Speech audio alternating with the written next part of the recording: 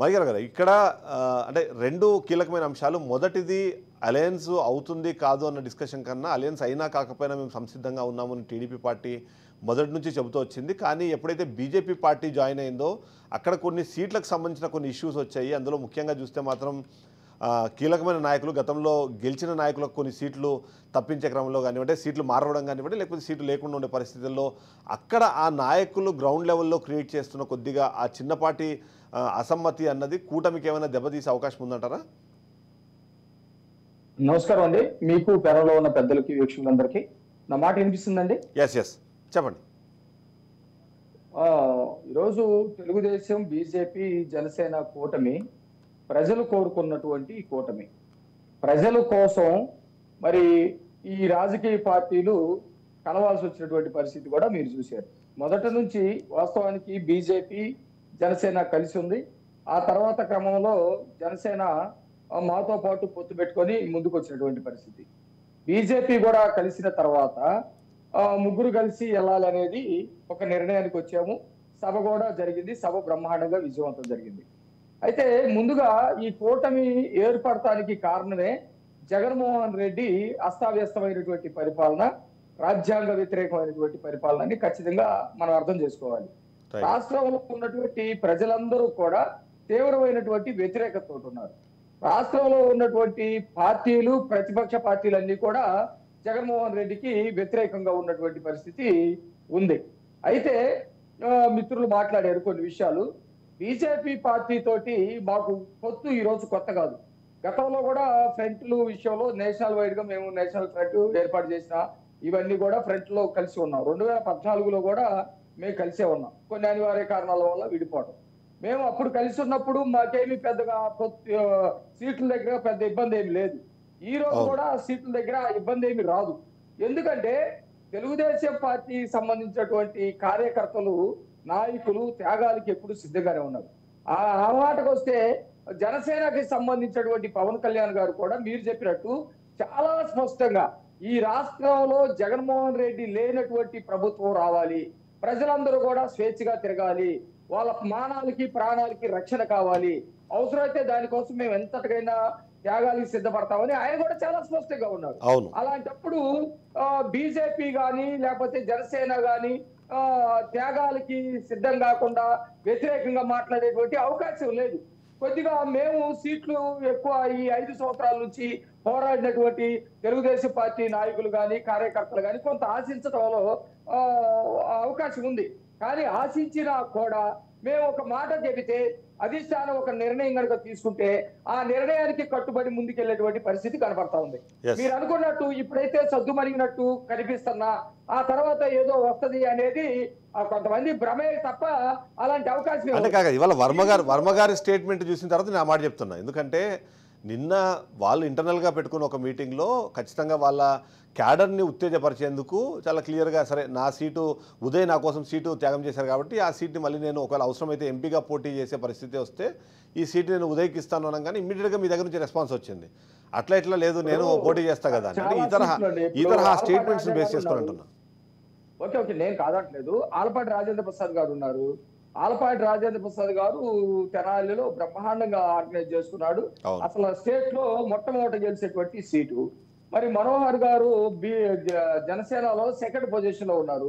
ఆయనకి ఇవ్వాలన్నప్పుడు అక్కడ కార్యకర్తలు ఈ రోజు మరి ఖచ్చితంగా కొంత ఇబ్బంది ఉన్నా కానీ పనిచేస్తా ఉన్నారు కదా. అట్లాగే కొంత వర్మ గారు కూడా కొద్దిగా ఇబ్బంది పడ్డప్పటికి కూడా తీసుకున్నటువంటి నిర్ణయానికి కట్టుబడి ఉన్నాడు కదా. అయితే వాళ్ళ మనసులో కోరికలు ఉండొచ్చు. మీరే చెప్పారు ఒక మాట, కార్యకర్తల్ని ఉత్సాహపరచడం కోసమో లేకపోతే కార్యకర్తలో ఉన్నటువంటి నిరుత్సాహాన్ని తగ్గించడం కోసమో కలిసి పనిచేయటం కోసమో వీళ్ళందరూ కలిసి ఒకరినొకరు షేర్ చేసుకోవడం కోసం ఇవన్నిటి కూడా కొన్ని మాటలు మాట్లాడతారు. కానీ చంద్రబాబు నాయుడు గారు తీసుకున్నటువంటి నిర్ణయానికి తెలుగుదేశం పార్టీలో ప్రతి ఒక్కరు కూడా శిరస వహిస్తారు. చాలా క్రమశిక్షణ కలిగినటువంటి పార్టీ, అందులో ఎటువంటి ఇది లేదు. తర్వాత సోదరుడు మన రాజశేఖర్ గారు మాట్లాడుతూ సభ సక్సెస్ అయిందనే విషయంలో ఎవరికి ఎటువంటి వేషాలు, కానీ నిర్వహణ లోపం ఏమి లేదు. మాకు నిర్వహణ లోపం ఎందుకు లేదన్నామంటే తెలుగుదేశం పార్టీకి సభలు నిర్వహించడం కొత్తేమి కాదు. కానీ ఈ రాష్ట్రంలో కొత్త పోకడలు ఏమున్నాయంటే ప్రతిపక్షాల సభల్లోకి ఇంకొక పార్టీకి సంబంధించినటువంటి నాయకులు ఇప్పుడు ప్రస్తుతం అధికార పార్టీలో ఉన్నటువంటి నాయకులు జొరబడటం, రాళ్ళు వేయటం, సీసాలు ఇసరటం, లేకపోతే వాళ్ళ మీద పడి కొట్టడం, కొట్టిన తర్వాత మళ్ళీ కేసు కట్టడం. అంటే పిఎం వచ్చే సభలో అంత ఈజీగా అవన్నీ చేసే అవకాశం ఉంటుంది. అదొకటి మీరు ఆలోచించాలి. పూర్తి స్థాయిలో సెంట్రల్ విజిలెన్స్ వాళ్ళ అండర్లోకి వెళ్ళిపోతుంది. అంతేకాకుండా చిన్న చిన్న వాటిని కూడా చాలా కీలకంగా వాళ్ళు సునిశ్చితంగా పరిశీలించిన తర్వాతనే చేస్తారు. కాబట్టి మేబీ అంటే నిర్వహణ లోపం అనేదానికి టెక్నికల్ ప్రాబ్లమ్స్ అనే దాని అంటే ఓకే, కానీ మరి వాళ్ళు వచ్చి రాళ్ళు వేశారు లేకపోతే మైకుల వైర్లు లాగేశారు అంటే మేబీ అది అసంబద్ధంగా కనిపిస్తుందేమో. లేదు లేదు, చాలా లేదు అంటే మీరు పొరపాటు పడ్డారు. ఎందుకంటే మేము లక్షల సభను కూడా నిర్వహించినప్పుడు ఉత్సాహంతో ఉండటం వేరు, గంతులు వేయటం వేరు, అదే పనిగా ఒక సైకో శాస్త్రగా చేయటం వేరు. మీరు చూడండి, పవన్ కళ్యాణ్ గారు లేకపోతే ముఖ్య అతిథులుగా ఉన్నటువంటి ముగ్గురు నాయకులు మాట్లాడక ముందు మిగతా మాకు కూటమికి సంబంధించినటువంటి నాయకులందరూ మాట్లాడేప్పుడు బాగానే ఉంది. పవన్ కళ్యాణ్ గారు, తర్వాత చంద్రబాబు నాయుడు గారు, తర్వాత ప్రధానమంత్రి గారు మాట్లాడారు. పవన్ కళ్యాణ్ గారు మాట్లాడేటప్పుడే మైకు బాగా డిస్టర్బ్ అవుతా ఉంది. అక్కడ ఉన్నటువంటి ఎలక్ట్రికల్ పోల్ ఏదైతే ఉందో ఆ పోల్ మొత్తం చివరికి మా సభల్లో అక్కడ 1, 2, 3, 4, 5 స్టెప్స్ ఉంటాయి. ఏదో ఒక స్టెప్ వరకు 2 స్టెప్ వరకు ఎక్కటం, మనం చెప్పగల దిగటం, ఇవన్నీ కూడా జరుగుతాయి. కానీ పూర్తిగా లైటింగ్ పైకి ఎక్కటం, ప్రధానమంత్రి గారు అప్పీల్ చేసినా కానీ దిగకపోవటం, ఇవన్నీ కూడా మాకు అనుమానాలు సాధిస్తుంది. తర్వాత రవిశంకర్ వాళ్ళని ఐడెంటిఫై చేయడం కష్టం కాదేమో కదా.